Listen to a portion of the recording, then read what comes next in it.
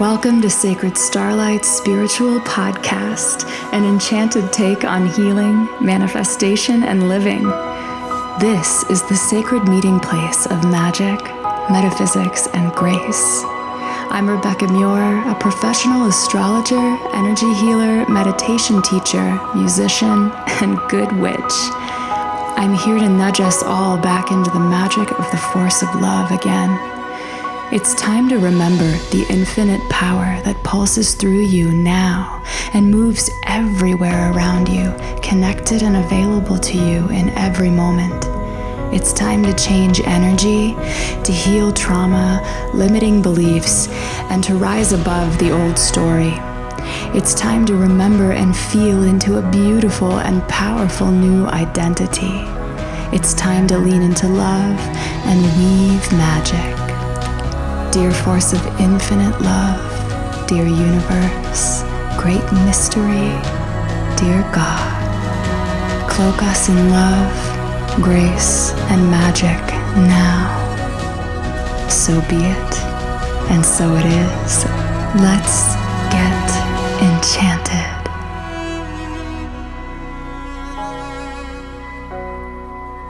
Hi, and welcome to another episode of Sacred Starlight Spiritual Podcast. It's just me today, and I want to talk about something that has come up so many times for me in conversation, but I don't know if I've ever directly addressed it on the podcast or in any videos, and it's how I reconcile astrology and divination, but specifically astrology, with free will, the quantum healing element that we can shift and change energy, and the law of attraction, which calling it that always kind of gives me a weird feeling now because it's tied up in so much shadow in the spiritual community. So where to begin? I'll start with the fact that I love astrology. I'm very passionate about astrology, and I believe in it wholeheartedly. Astrology is an energy or a language of energy. It's one of the many ways. This is just my personal belief, so take anything that resonates with you and just leave the rest, because this is where I go down like a million digressions. But I'm also not a spiritual purist, and I've never been able to find like the be-all end-all answer in any one modality or tradition or religion or spiritual path. And so I personally take what makes sense to me from each one of these things and leave the rest as well. And so I haven't found any one thing that has like the whole answer for me personally. But I found many things that have helped me a lot. And sometimes those things are really different, but they all sort of blend together. And so, I'll just start with astrology. So astrology is one of the many languages of energy. I believe it's one of the many ways that we can understand energy and spirit, and hopefully ourselves, because we are made of energy and spirit as well. And so this whole conversation also is sort of premised on top of the idea of, for me, that there is a higher force, that we are a part of something greater, divine consciousness, God, higher self, the great mystery, great spirit, however you would like to define that. To me, it's all the same thing, and it's everywhere around us and everywhere within us. So astrology to me is one of the languages we can use to define some aspects of our experience. And it's an extension of divine consciousness. But I think, people use tarot, for example, the same way, or the runes, any sort of divination. But I like astrology a lot because I can't reshuffle the cards, right? So with tarot, I can just reshuffle the cards if I don't like the answer I get. And often this is another joke in the community, people that work with tarot, is that you'll just pull the same cards like over and over again.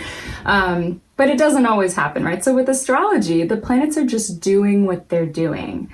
no matter what, right?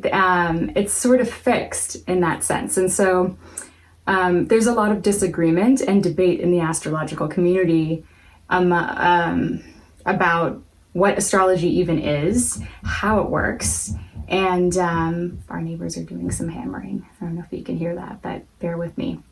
How it works, what systems to use. I think everything works. I think there's some sort of, despite all the mathematics that astrology involves, like we're literally just measuring the cycles of planets, and they're very mathematical, and they're very fixed and predictable.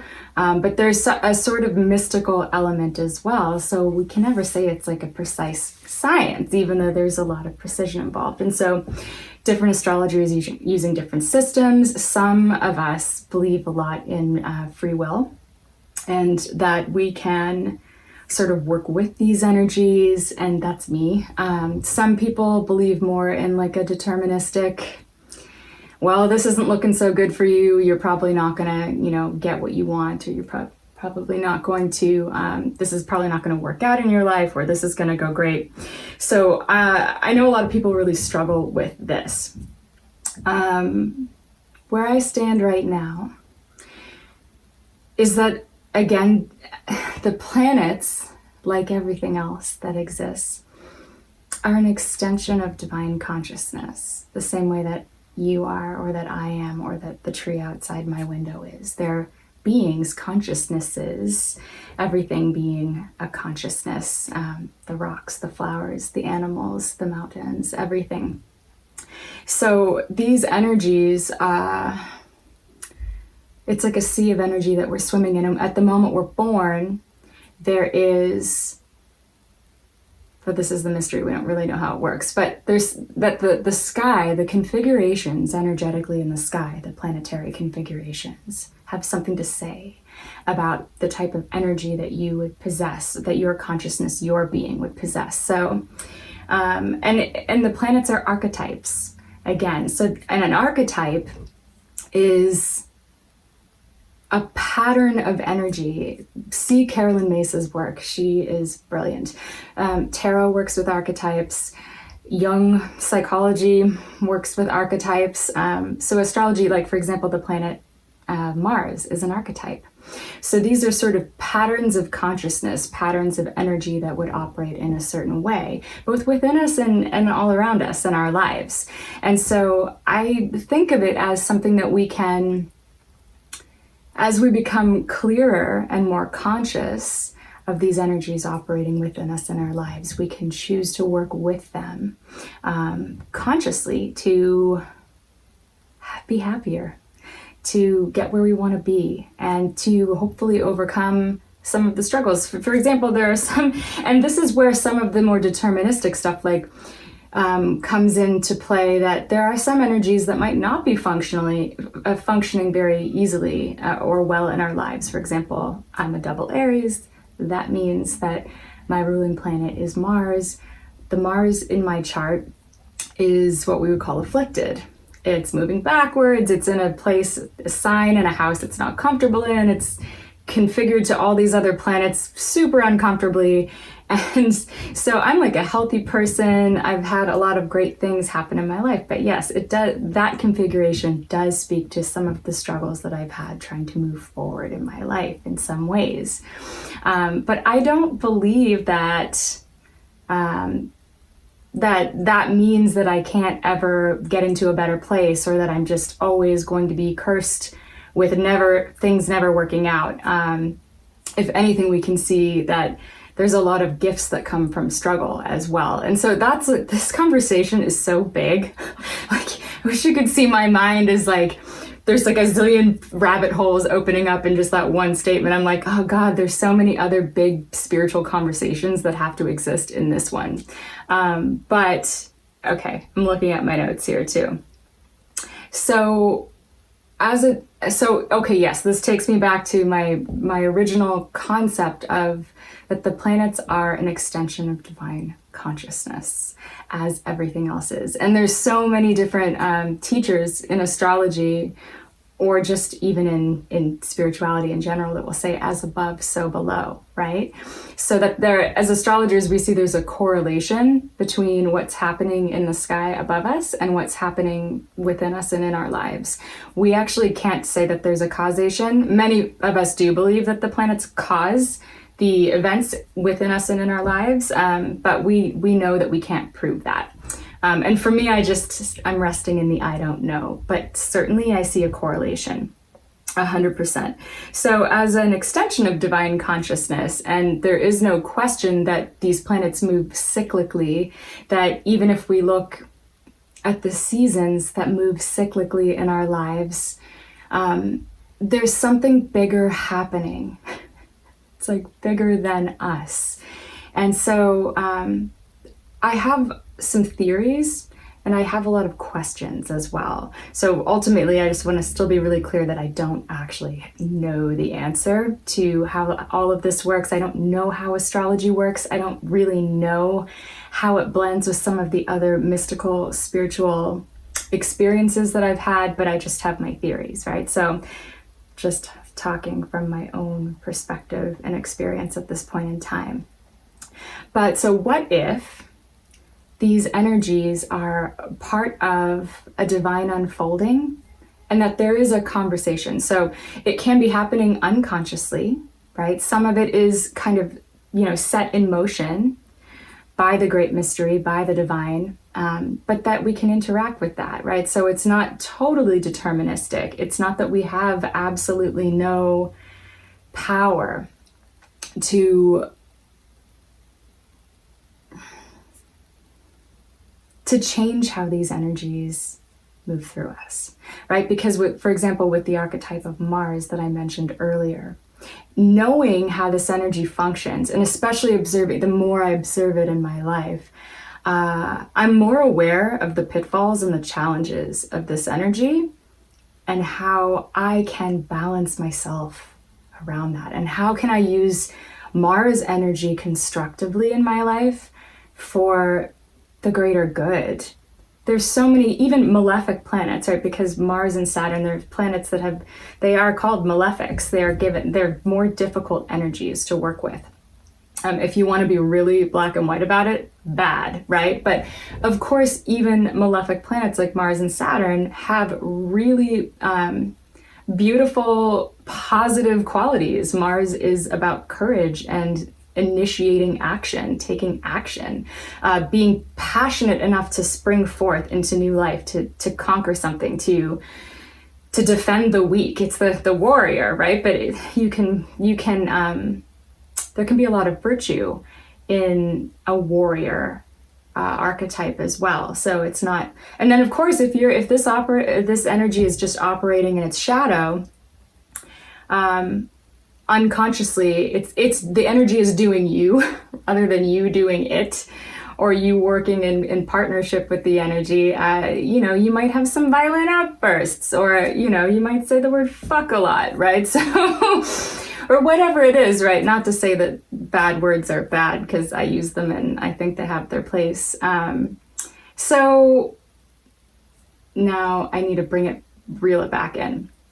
So we can't really fully say always what even is necessarily bad or good. Some things are certainly objectively bad.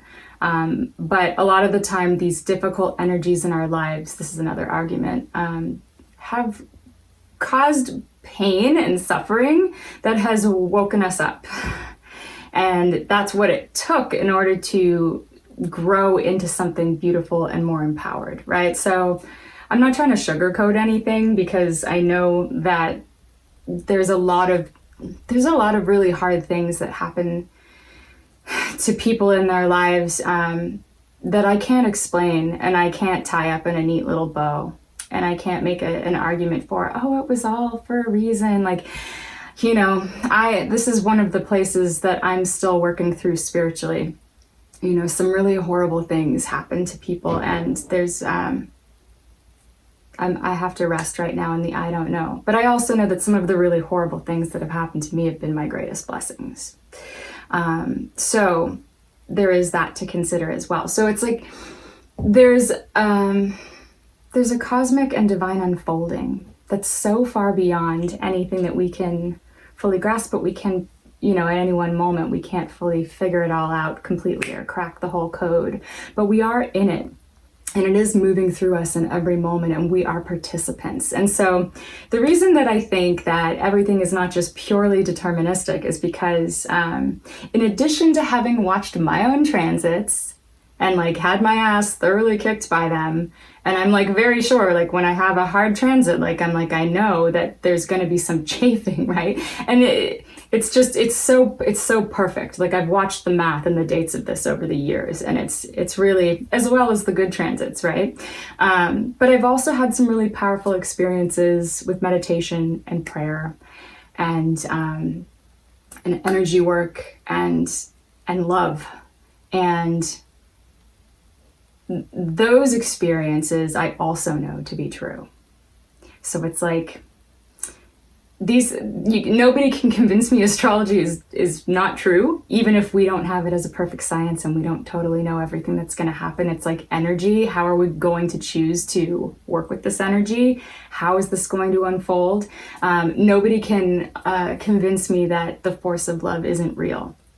So, and that's also because I spent the first half of my life either not believing in it or like wanting to, but not being able to believe in it, or just questioning and having super profound doubts about it.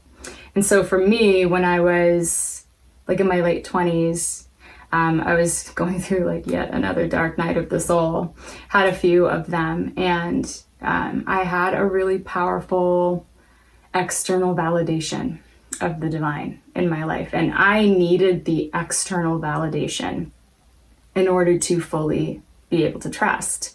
I couldn't go on faith. I needed it to make sense to my mind. Basically, I got a text message from God. Maybe I should, I've explained this in a lot of other podcasts. I wasn't planning on going here, but it's such a powerful part of my explaining how I integrate these two things. Basically, I was like, please show yourself. Please fucking show yourself, because I don't know if I can keep doing this. This is really hard.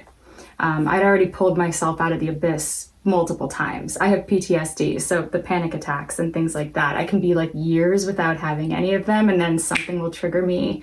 And I've since found other modalities that have really helped me work through this to a deeper level, but at this time I hadn't. And so anyway, I got a text message from God. Had to wait a few decades for it. Not really sure what the whole deal is with divine timing. But I got a text message in the middle of the night, basically from a random number that said everything I needed. It was like, God has a plan for you. Don't give up. Like all this stuff that I was like, what? Because what are the odds? And it was like one of the darker times in my life. And I really, it was compounded. I was like, I can't keep pulling myself out of this, and it keeps happening again. What do I do? And so for me, a lot of that darkness was compounded basically it's like suffering compounded by not feeling like there is something more, not knowing if there is something more. And so a lot of my suffering, most of my suffering actually, has been alleviated just by being like, I don't have to understand it all. But I know you're there, and I know there is something, even if my little human brain can't totally integrate, the mystery of existence. Just knowing that there is something and that I am held in a force of love was enough for me personally. So I didn't plan on going into that whole experience. I talk about it in more detail in some of my other podcasts and other videos. But it illustrates a really important point, that there's something that you can connect with in the darkness. And I know it because I've lived it, and it's happened a few times in my life. And so meditation and prayer, even help me God, is a super valid prayer. And so those two practices have been really powerful for me. And it doesn't always have to even look that spiritual, because God is in everything. And when I say God too, please know I mean the force, however you define it. Some people are super uncomfortable with the word God, and that used to be me. So if you want to think of it as just life force energy, the is, everything that exists, your higher self, whatever works for you. I just always try to honor that, because I know that I think there's so many different paths. There's so many doorways in. But yeah, we can access God through music, through calling your friend, or through a stranger smiling at us on the street. And we've all had these types of experiences, hopefully, God, at least one or two, where like a moment of grace where something just breaks through that darkness, shifts your perspective, shifts your energy, and it changes the game. And so this is where we move into the law of vibration, which again, this is like, I feel like I'm trying to do like 7 videos in one video. These are huge topics. I don't know how I got myself into this, but I'm going to try to sum it up quickly and easily. So the law of vibration, which I prefer, it's the same thing as the law of attraction. I just like to call it the law of vibration, because the law of attraction is kind of, it's got a little bit of a vibe to it now that it's been so big in the spiritual community since The Secret and whatnot.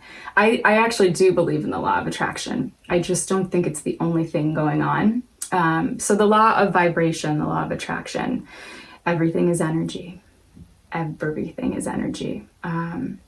Even density is just energy. You know, if you were to be on a quantum level, you can talk to any quantum physicist or any physicist and they'll tell you everything is 99.9999% space.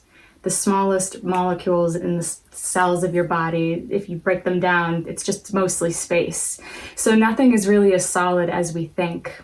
And so the law of vibration is that what we are being and where we are vibrating is what's being mirrored back to us. And this, because like attracts like in metaphysical understanding in general in the New Age community and throughout many other spiritual traditions. So it's not like magnets, it's what you are being is being reflected back to you. More things life will continue to mirror or reflect back to you the feeling state that you're existing in. So it can be very, very difficult to shift your vibration, right?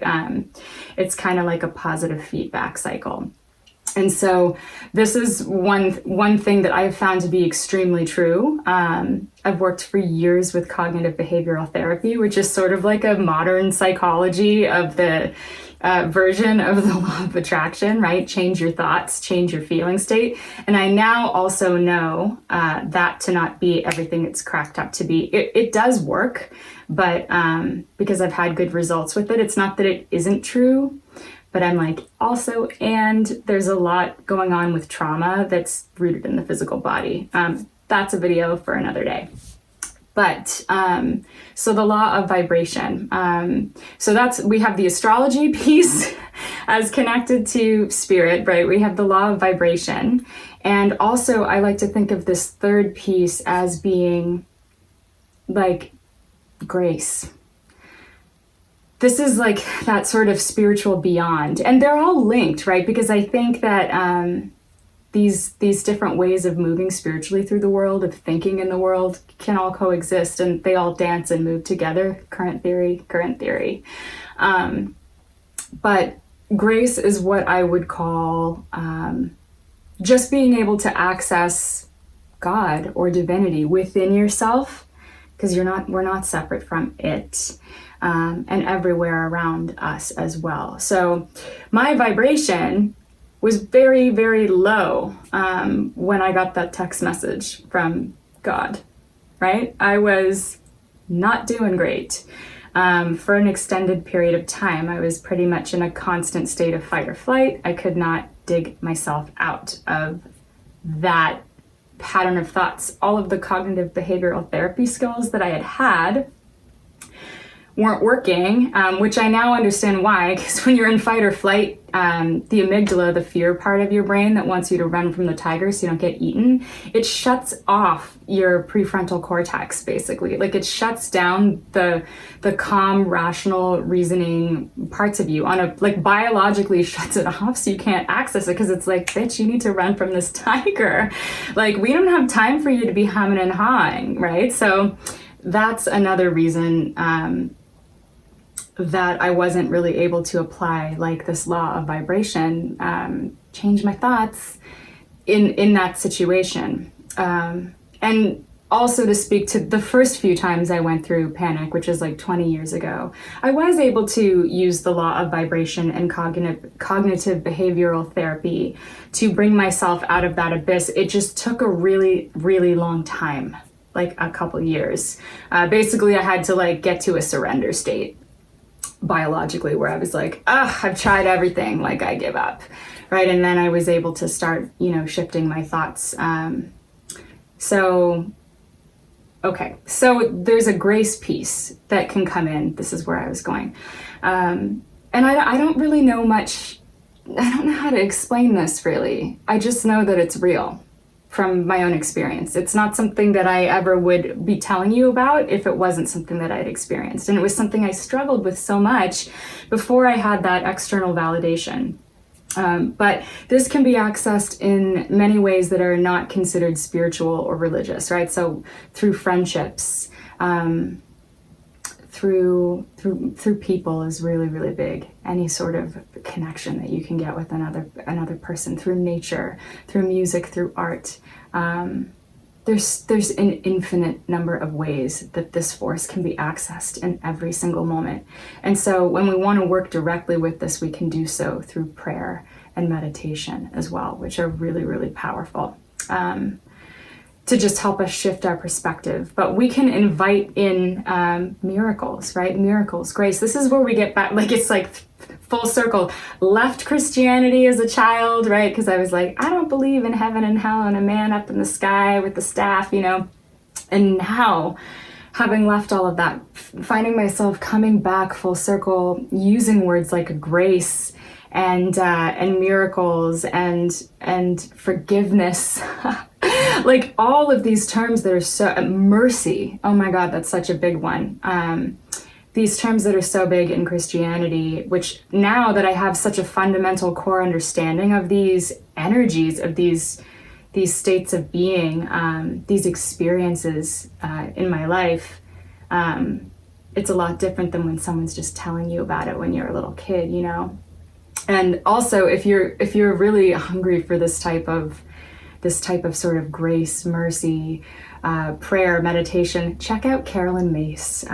She has a lecture on her website called The Power of Holy Language, and it's amazing. And just to tie that in as well, I haven't even gotten to Dr. Joe Dispenza yet, but this is a part of this whole idea that we can shift and change our energy through the law of vibration. There are certain practices that this wonderful teacher, Dr. Joe Dispenza, teaches outside of any religious context. It's how to meditate and how to connect with this force consciously. It's work. It's a practice, it's a process. And so he has, and it's amazing because he's got some really incredible physical healing experiences that he can validate. And like, he's got the med scans and everything, the medical scans of hundreds of people, maybe even thousands at this point. He has a physical healing experience himself as well that's quite miraculous. And he's like dedicated his life to figuring out what he did or what happened. And so he is using a certain practice of meditation to work with the law of vibration, but there's also something mystical happening where he's connecting with the force. And for people that are familiar with his meditations, he talks about space a lot. This is where I went back to the quantum physics piece, where if you go down to the smallest molecule, it's 99.999% space, which is cool because you start to see how things aren't quite as solid as you thought or you believed them to be. There's an opening of energy that occurs. And so in doing these meditations, quite a lot. At one point I had a download where I was like, instead of picturing the space, I was picturing the grace. And I was like, wow, that was like a whole other level for me. Like it was still space, but that's where the holy language comes in, where the quality of experience, or the feeling that I had when I just changed the word a little bit, was big, and it just helped me to get into another feeling state. But either way, there's many different ways. Essentially, we're trying to shift our feeling state. So how this all blends back with astrology, right? I guess my question that I would pose is, what if the transits are real? They're real, just like, you can't stop a Pluto transit any more than you can stop winter from coming every season, right? It's just going to come. It's part of it's part of everything that is. It's part of the sacred geometry of the divine that we're all woven through. We're all a part of it. It's part of a cosmic unfolding. It's part of divine order. And if you look through nature, you can see so much beauty and symmetry. So I'm definitely not somebody that thinks everything is just random anymore. There's things are functioning too perfectly. I mean, so there's all of that. If we look at the heavens and everything that's happening on Earth, we're sort of in that flow. And so we can use astrology to give us like a weather forecast. But astrology it's not a perfect predictive science. And any astrologer will tell you this. We can see through archetypes, the archetypal energies of a particular planet or sign, how they're all configured, how they're all speaking to each other, interacting with each other. These energies are alive within us and all around us. If we can get a little bit of clarity on the weather system that's moving through, we can shift our energy in terms of how we want to work with anything that might be unfolding. And I still also, so that's just even on a super basic level. I'd also pose the question that, what if astrology is sort of like level 1, basic level, and then this quantum stuff, this law of vibration stuff, this meditation and prayer stuff, this grace stuff, this unconditional love stuff is also a part of the game, and it's accessible at every moment, and it can change our energy. And so as we change our energy, the way that these transits, these astrological energies will be working with us will be shifting as well. This is a question that I ask myself. My alarm just went off, so it stopped the video. I'm going to start again. But where was I? What if the quality of grace that comes through, that quality of unconditional love, that divine presence, can transmute everything? Just a slight addendum, just a little add-on. I think I said this, but I just maybe wasn't quite as clear or pointed as I would like to be. So, what if, even within transits, there are infinite possibilities? So that's a really powerful question that I want to ask. That sort of brings and weaves together the idea of energy currents flowing that are observable via astrology, that are quite possibly an extension of divine consciousness. That's what I think. But that they're malleable. It's energy. It's not so solid. It can. I mean, the planets are, but I mean, in terms of, they aren't though, because we even talked about this, right? On a quantum level, everything is mostly space. So, what if there are infinite possibilities even within transits? I like that idea a lot right now. I also sometimes wonder what Dr. Joe's transits are. He hates astrology. And what his transits were when he got hit by the truck in the triathlon, severed his spine, and then, healed himself over the next few months subsequently through the practices that he now teaches. I'm curious about his birth chart, about the energies that comprise his consciousness that made him what he is, to be able to have the perspective he has, the drive he has, the discipline that he clearly has. And I sometimes ask questions like, because not everybody has that personality type. And so while I very much value his work and it's a part of my practice, and I teach, I don't teach his work, but I teach I integrate some of his teachings into my work, and I'm always directing people his way. I wonder if, it's set up in a way that that everybody can access in exactly the way that he can, right? I don't know about that. I know that it worked for him and that it has worked for many people. Like I mentioned earlier, shadow work has been a super important part of my journey and my healing. So dealing with PTSD, like I said, there's going to be a whole other video, but specifically somatic therapies. I was on medication too 20 years ago briefly, for like a year or two, just to calm my nervous system down. I was on like a very common SSRI and SNRI, antidepressants. They just calmed my nervous system down so my amygdala could stop for a minute so that I could think again. So there are a lot of different pathways to healing, and so it does all breathe together. So I ask these types of questions too. I'm like, yeah, Dr. Joe's amazing. Like, his story is amazing. He's helped so many people. His work's amazing. What's his chart? Like, what energies did he have to work with? I'm so curious about this. What were his transits at that time? I just wonder. And I'm not asking that to downplay the miraculous.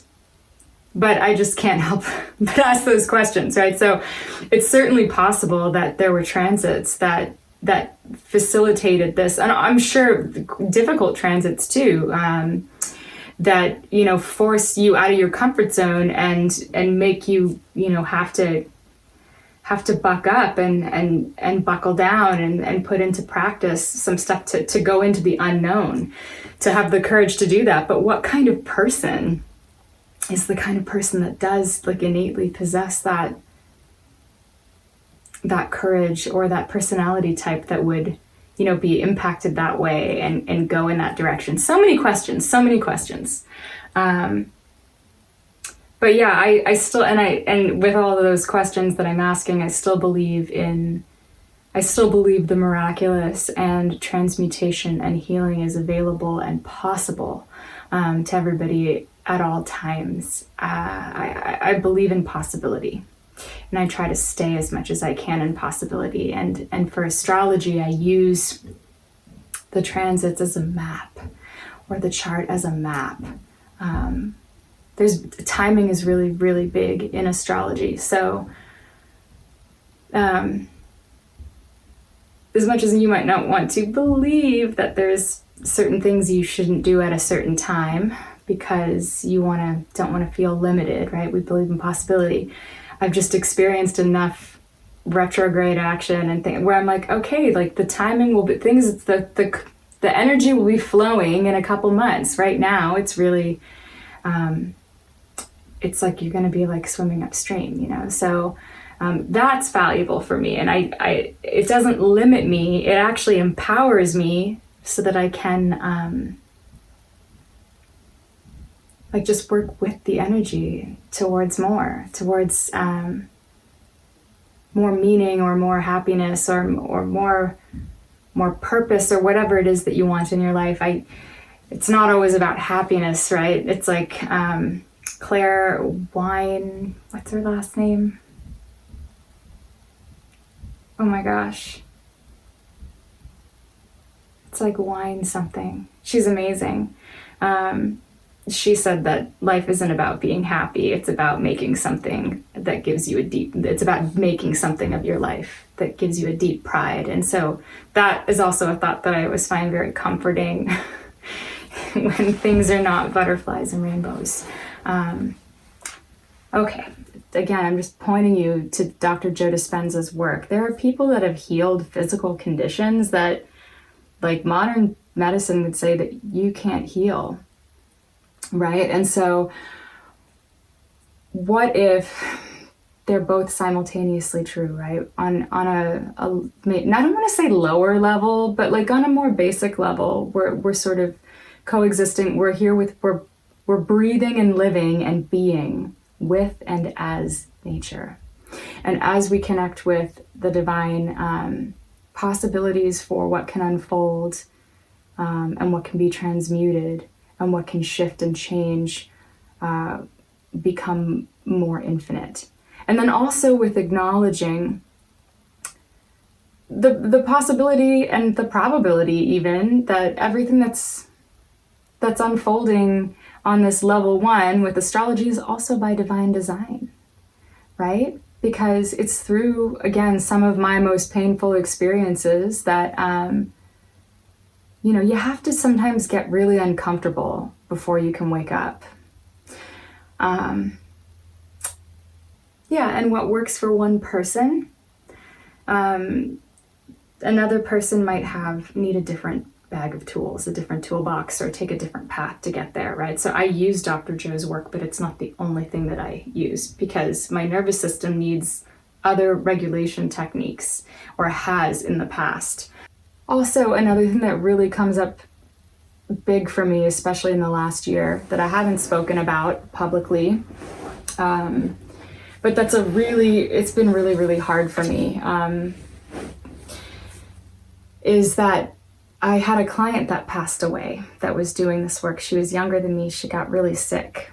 And this is where I think that some of the New Age teachings, because can be a light and shadow to everything, right? So some of the New Age teachings that, as where you're vibrating is just what's being reflected back to you. So like, therefore, if you're sick, it's your fault, right? This can cause an enormous amount of suffering. And I don't think that I especially don't think now that this is 100% true, right? So these are the questions that I do believe in the law of vibration. I think that it is true, but I don't think it's the only thing going on. So this is where I sit in the question of,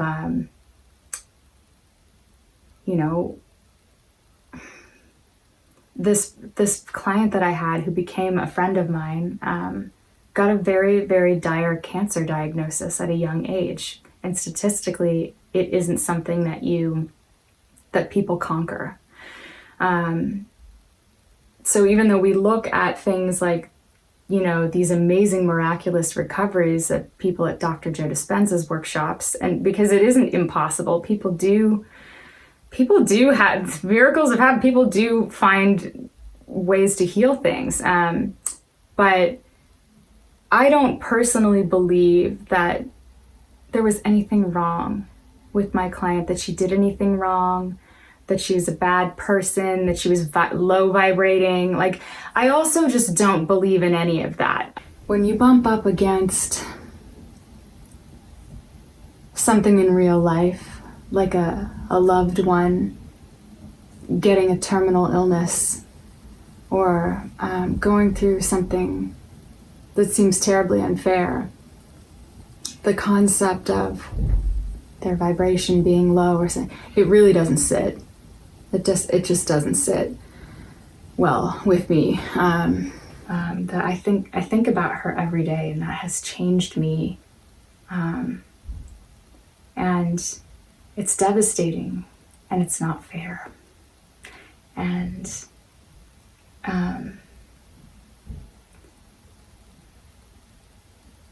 if there was ever a question before, there's not now that there's not that she didn't do anything wrong. She's an incredible person from end to end. So in terms of why this work didn't cure her or why she got sick. That's something that I have to, it haunts me. I don't know. Why do so many people have to go through so many things? And when you talk about the passing of a person, there's no way to make that feel good. At least there isn't for me. There's no way to lessen that pain.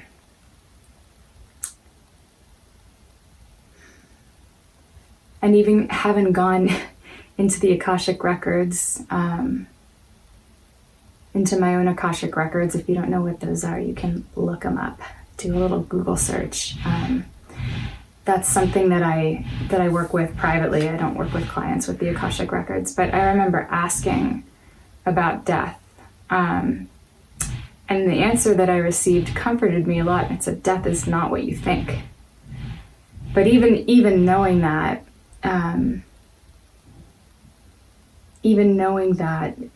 isn't enough to really make me just be like, oh, I'm not hurting anymore, or I'm not like viscerally feeling the pain I can imagine her family's going through, or that she went through. So these types of things, I want to be really crystal clear, are like super devastating, and I just want to be honorable about that. I know that the divine is real and that love is real. And sometimes it doesn't work out the way that we would desperately hope that it will, and we don't know why. So I just kind of rest in that mystery. Another very interesting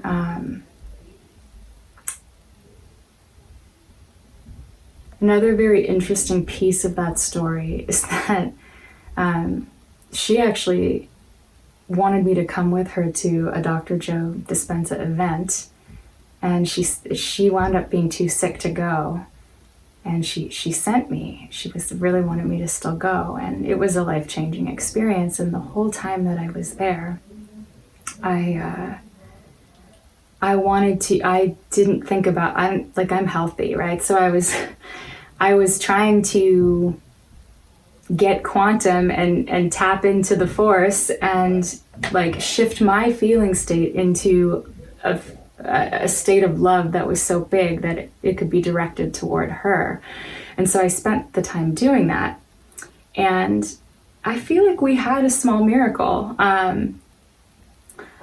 Her, even though she did pass away and she has graduated from this life, I wound up winning a raffle out of like a couple thousand people. I think it was like 4,000 or 5,000 people. I won this raffle to attend an event of Dr. Joe's, which it was right before COVID. They were all sold out for like the next like year and a half. So it was like, that was it. You couldn't go. And so I was doing all this quantum meditation stuff, and like, come out of my meditations, like in tears, like, and seeing her healed, and, she and her husband couldn't come. And so anyway, then they announced at the end of the retreat that even though everything was sold out for that year, that I had won, to go to any retreat that I wanted for the rest of the year. And of course they let me gift it to her. I was like a mess. I was just crying and crying and crying. It was such a strong external validation for me also that we were connecting to something greater, even if it wasn't working the way that we would have hoped. So, she was quite sick by that time, and it was right before COVID, but of course, and she was too sick to travel. And most of these retreats are all over the world. Like I was in Bogota, Colombia, right? So it's like, it's too far, right? The next retreat that was in California, which is where we were all living, right? So she was able to go with her husband. And it wasn't like, a perfect blissful experience because she was very sick. But just the fact that that happened, like, are you kidding me? Are you kidding me? So there are all kinds of little things like that that I wonder about, and how the divine shows up and connects people, and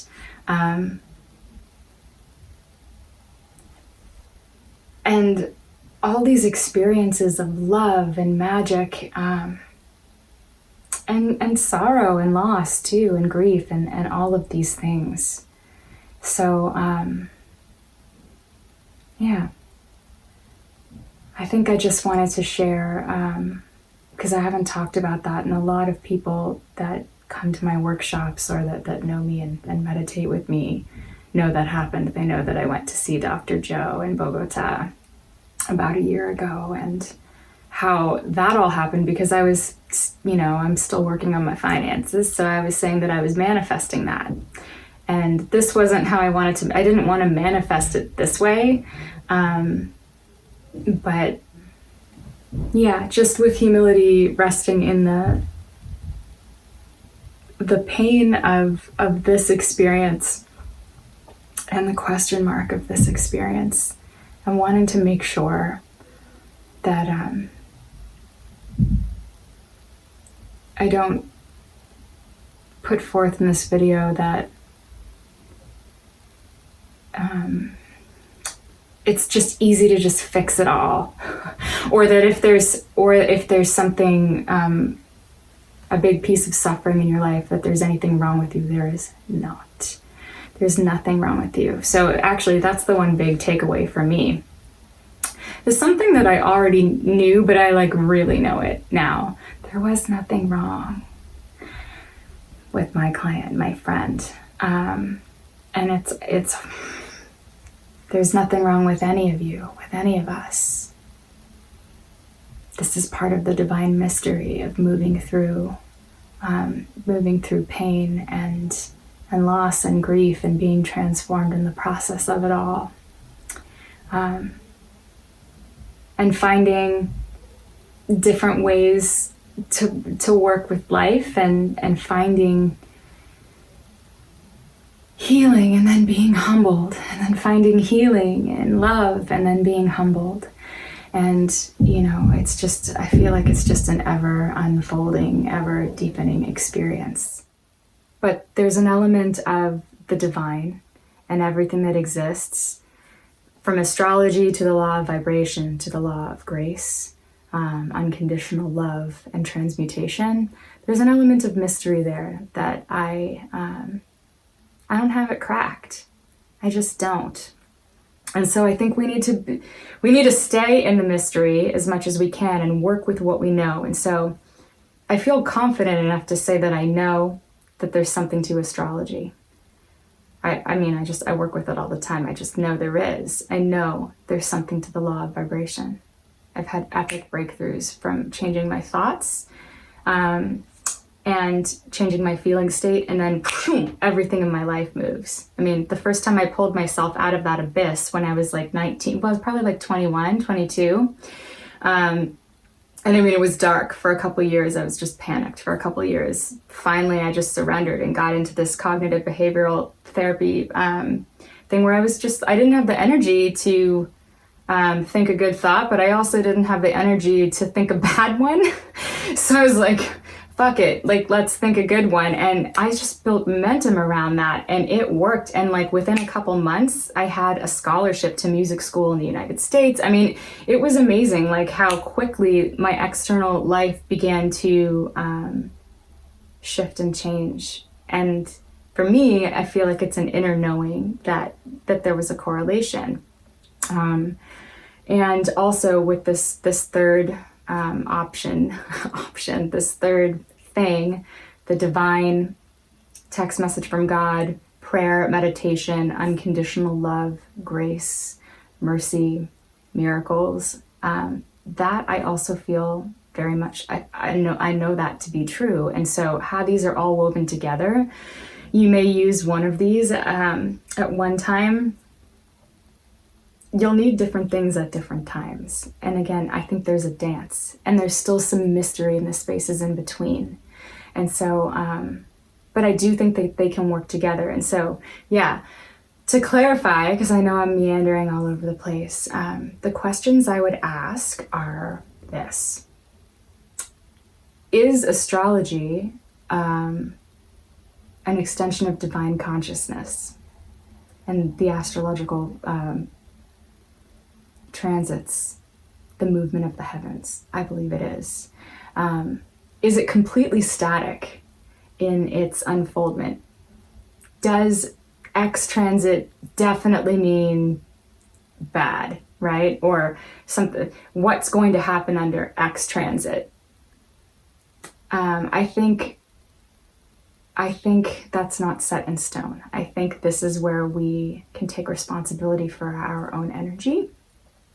We can ask for help, and we can work with these transits in like really miraculous ways. We can invite miracles in, and that these transits are happening for us, not to us, right? So that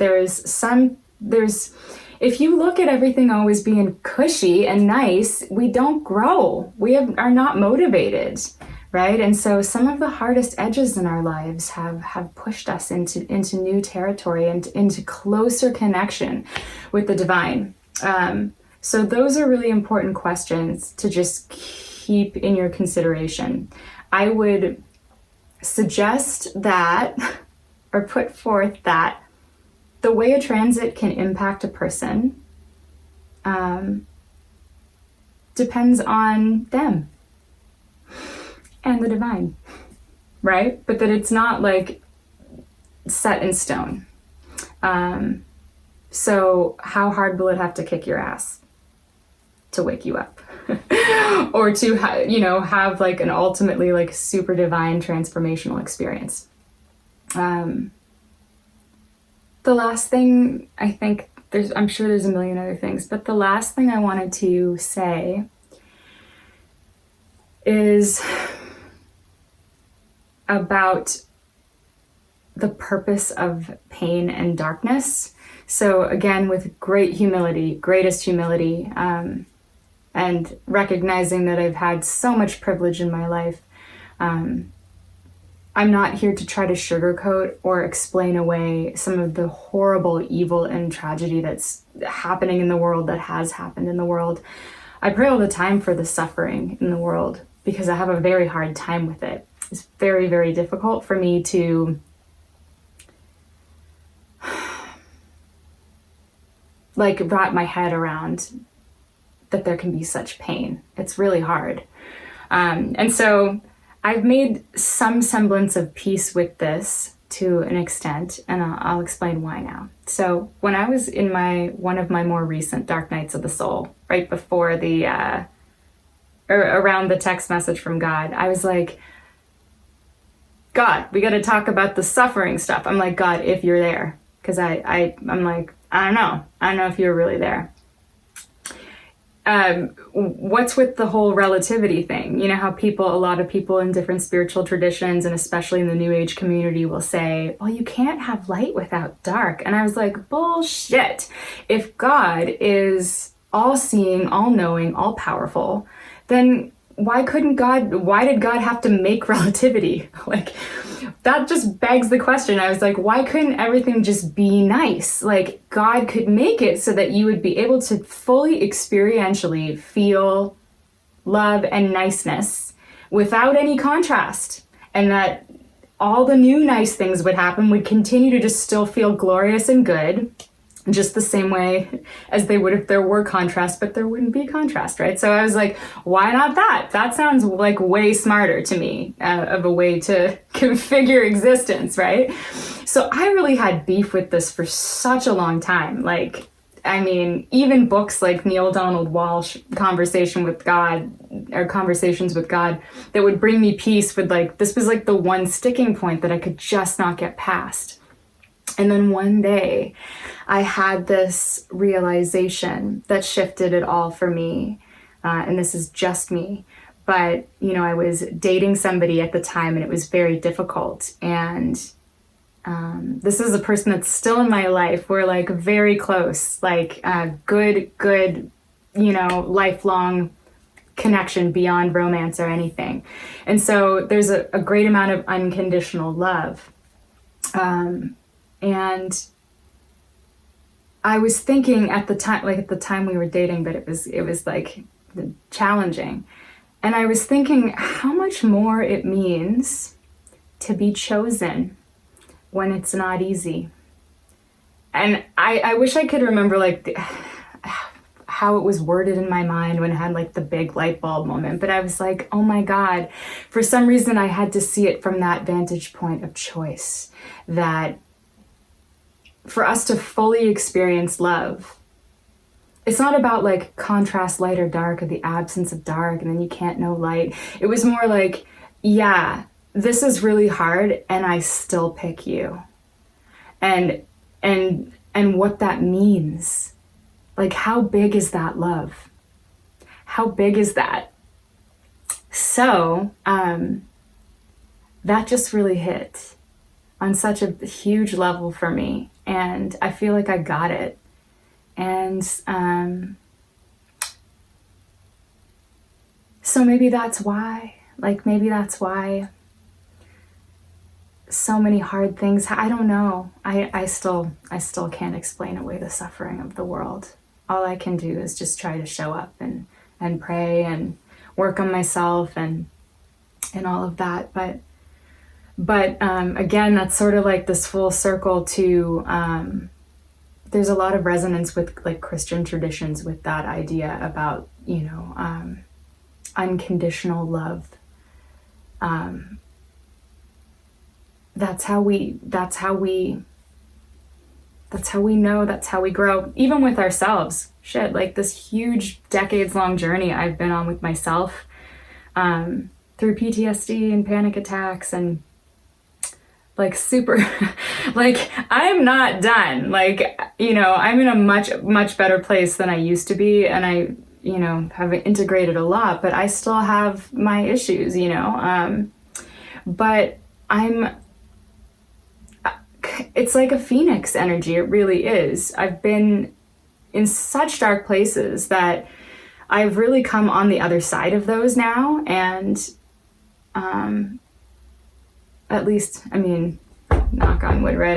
I'm not done. I'm sure life has many more slices of humble pie to serve me, hopefully with lots of grace and goodness as well, and beauty. But I'm losing my train of thought.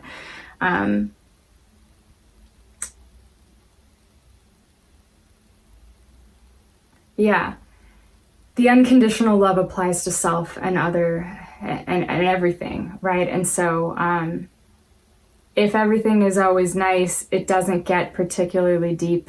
It doesn't grow, it doesn't get bigger, it doesn't get carved out as a container for more. And so that's something that I can say is I really do love myself now, and I can say that authentically. And a long time ago, I really couldn't say that. And I don't think, and even before I ever had like the super ass kickings of the PTSD and all, because that stuff didn't start until an event when I was around 18. So like childhood, no anxiety, no panic attacks, nothing like that. But I didn't love myself, not really. And so all of the stuff that's happened has really shaken me to my core multiple times. There's always new layers. And it's shaken me to awaken me, and it's brought me on this whole journey. And so you don't get to unconditional love, I don't think, without going through experiences that would require it. So I will keep asking questions. I will keep doing these meditations and sending my blessings and trying the best I can to tap into the force of love. And I will keep reading the skies for guidance for how I can be the best me, for how I can move with the most grace through this world. Because I don't think people need astrology, but it's just a really useful tool for me. I really resonate with it. So, yeah. So that's that's what I have to share today. Thank you all for being connected to me, and I would love to hear your thoughts. Feel free to leave them in the comments. And yeah, I would actually really, it's a juicy conversation. Let me know of anything I missed. And love and blessings, everybody. Thank you so much for joining me here on Sacred Starlight Spiritual Podcast. If you loved what you heard today, please like, subscribe, and leave a comment. Follow me on Instagram at sacred_starlight, or visit me on my website at sacredstarlight.com. I am sending you nothing but love and enchantment and magic and power and grace. Have a beautiful day, and until next time, stay enchanted.